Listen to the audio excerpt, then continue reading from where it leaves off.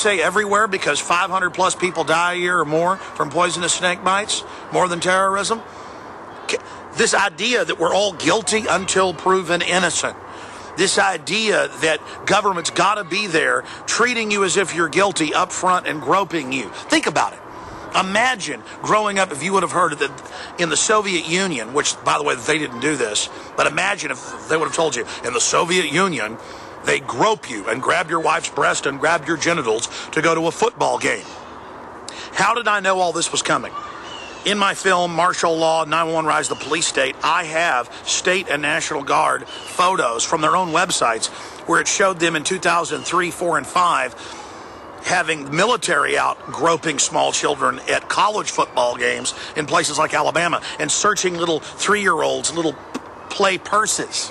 This is about indoctrinating our children and turning our country into an absolute nightmare system. And they know you need to fly for business or to see grandma who's dying of cancer. They know you want to go see the overpriced football game. And so they're saying, okay, we're going to beta test and train everybody that this is okay and acceptable in these areas and then roll it out on the streets. So that's my final point here. This is all premeditated. Governor Ridge, the head of Homeland Security, almost 9 years ago, that's how I knew all this was coming, on C-SPAN said, you're going to have Homeland Security approval to have a job. Everything you do is going to be tracked. Face scanning, license plate reading. Homeland Security is going to have checkpoints all over the streets of America, shopping malls, you name it, a total takeover. Worse than any third world country, worse than North Korea. Absolute, abject oppression, unspeakably un-American, ridiculously tyrannical and oppressive. So, we've got to draw the line here, okay? They're already pushing for TSA in malls and grocery stores. They already have purchased all these big trucks they say they're going to set up on the side of the highway and make you go through. They already have federally funded, quote, no refusal blood draws without warrants. I mean, imagine the Nazis taking blood at checkpoints. They're doing it. They know foreign banks have taken over. They know that you're going to try to take the country back. So they're trying to, in the name of security, sell this soft, slow, incremental martial law. But at a point, it builds up to where it is a hardcore martial law, and we're now reaching that point. This is a psyop, plain and simple. It is so scary. Now, this is all being done so they can rob you blind. The country's bankrupt. Europe's imploding. They're announcing world government openly. They need to get this in place, and so that's why I'm here to tell you. Even if you don't go watch the overpriced football games like 16+ million Americans, what they say, 16.5 million Americans go to these stupid things. They're now admitting that there'll be 4 or 5 hours to get in with the groping. Don't be part of this ritual of corruption. Boycott it, and even if you don't go to NFL games, talk about boycotting it. Write letters to the head of the NFL. Write letters to their sponsors, most importantly, and tell them, I'm not buying jerseys, I'm not watching football, I'm not doing any of this. I'm going to go to a city council meeting and talk about liberty and freedom, or I'm going to write my Congress people, or I'm going to call on the talk radio. I'm going to get on the field of issues to save our republic and our society. This is why sports has become so sick, because they mix it full of all the propaganda, all the police state garbage to sell you this tyranny. And now they're going to use it to fully condition you and your children to accept tyranny. So we must boycott the National Football League, because they are expanding this takeover into every facet of our lives, including highways where we don't have a choice. They're turning the entire country into a giant prison camp, a giant re-education center. So please join me. Start your own website, send your own emails, but create a huge buzz. We are boycotting the NFL until they tell Big Sis and Homeland Security to stop using them as a conditioning end cap to roll out and launch a total TSA occupation of America as the domestic police force and the internal passport. Boycott the NFL until they reverse this, or America will be destroyed. This is a serious, hardcore, Red Dawn takeover of jackboots, and the NFL is deeply in bed with it. I will be boycotting the NFL, and I will be speaking out against it. Please spread the word, do your own YouTube videos on this, and let's continue to hammer this. We're going to be doing a lot more in the next few days and weeks. They picked the NFL because they know they can always sell the tickets, and they think you're dumb, and you'll put up with anything to go be part of this garbage and watch a bunch of crackheads basically, run around on the field. Show them that your will hasn't been broken. Show them that you're not an idiot. Show them that you're not a moron. Show them that you understand what they're doing, and we can stop these people. All right, that's it. This is more rant than report. We're launching this boycott right now here on InfoWars Nightly News. Now spread the word on this, get it out to the media, and let these people know, and let these big mob boss owners of these teams that are deep in bed with the globalists know that you are not helping them destroy the spirit of America and basic human liberty. We're not even fighting to keep America free anymore. We're just fighting to not completely fall into a Soviet-style gulag. Again, I'm Alex Jones reporting for InfoWars.com. Now the rest is up to you. We've got it. This transmission is coming to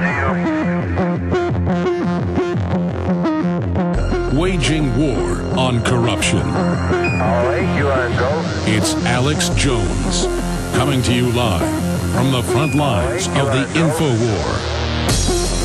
All right, Gerald Celente with us for another 30 minutes. We've got people calling from England, a little closer afield, Dallas, Texas, Canada. We're going to get to Colin, Bob, Audra, Adam, William, CT, JC, Sean, Eric, and Jason. We'll at least get to those 10 callers there with Gerald Celente of the Trends Research Institute. And Gerald didn't even want me to plug this, but I'll just say thank you, Gerald Celente, for the donation to the 2011 money bomb. This gets the trolls completely in a tizzy. I mean, it's all just, it's free will. We're not here forcing anybody to donate. We appreciate those that have. The government always demonizes groups and organizations and alternative media that try to actually build something because they want all of it. They want to take it from you and then use it against you. The idea of free association and what Gerald was getting into earlier, I mean, this is a victory because I remember reading years ago the big banks said under a cashless society, they'll track everything you're doing.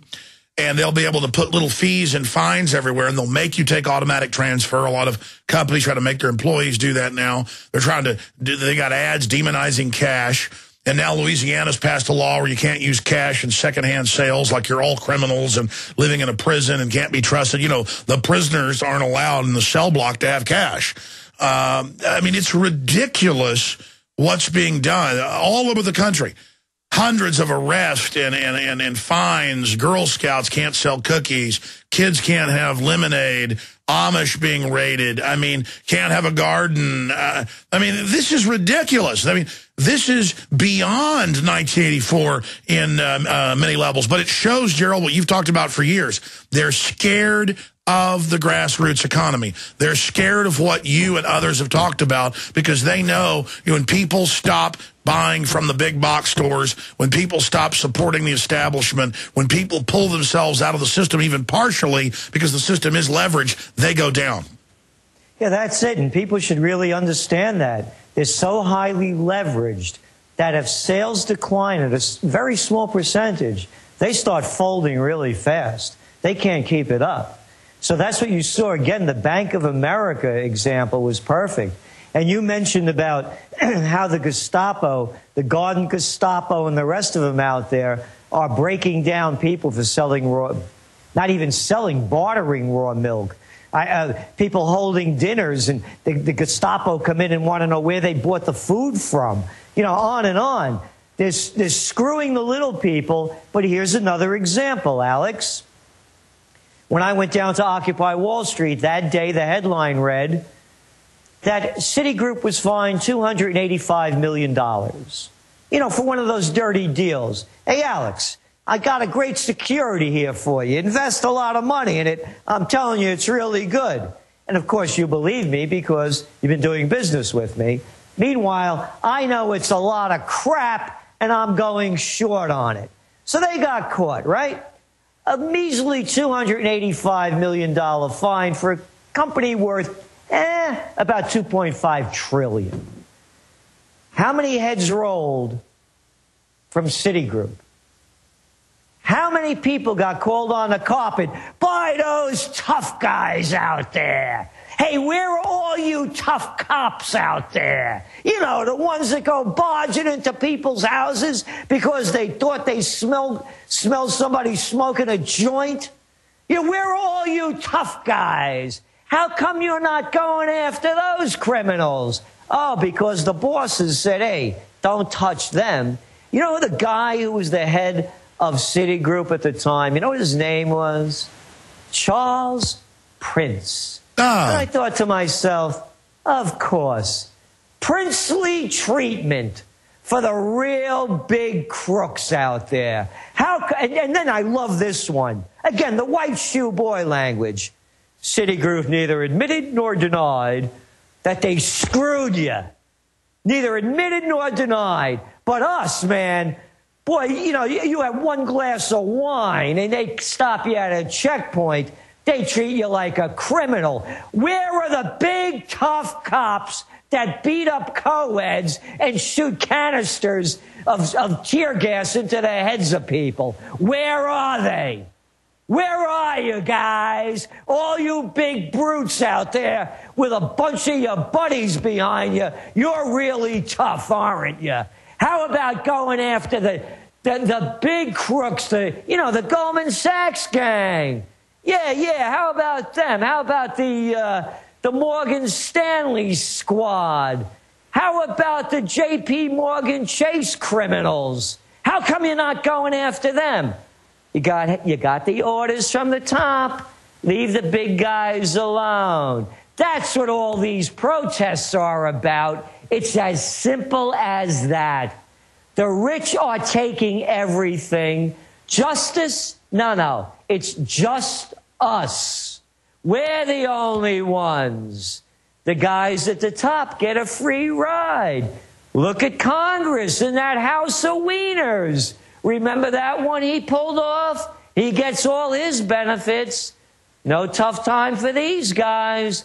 Only for you and me. Well, here's a question. Why would the New York governor get a law passed to take the property and put people that, hire prostitutes, longer prison sentences while he was a hooker-loving aficionado? I mean, what type of mental condition is that? I mean, I don't visit hookers, but I'm for, decriminalizing it because it makes it illegal, it makes it dirty, it makes it bad. I don't like it, but it's, it's freedom.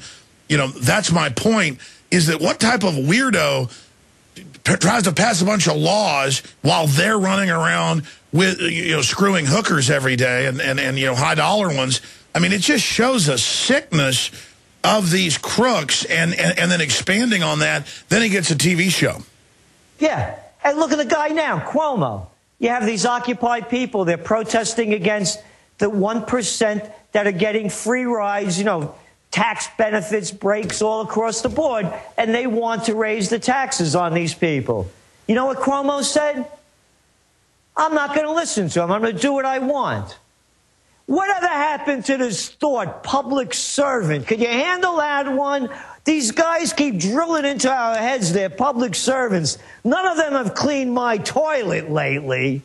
And they don't tell you, and he goes out and says, I'm not going to do what you want me to do, even though the vast majority of you want me to do it. Because don't you know who I am? Don't you know who Daddy is? That's what the whole thing is. Harvard, Princeton, Yale, bullets, banks, and bombs. That's why I am promoting directdemocracynow.org. Let the people vote. Who is this Cuomo to say we want to raise the taxes on the blank fines, on the diamonds, on the princes? And you say, hey, Celente, screw you. Don't you know who I am? I'm the governor. You hired me to make these tough choices. No, Junior. We hired you to do what we want you to do. Could you get that in your head, public servant? Well, I mean, we're going to go to calls now in the 15 minutes or so we have left with Gerald Celente. Two bad times winding down, but I'll continue with calls even after he leaves us. But look at Europe. Just 2 weeks ago,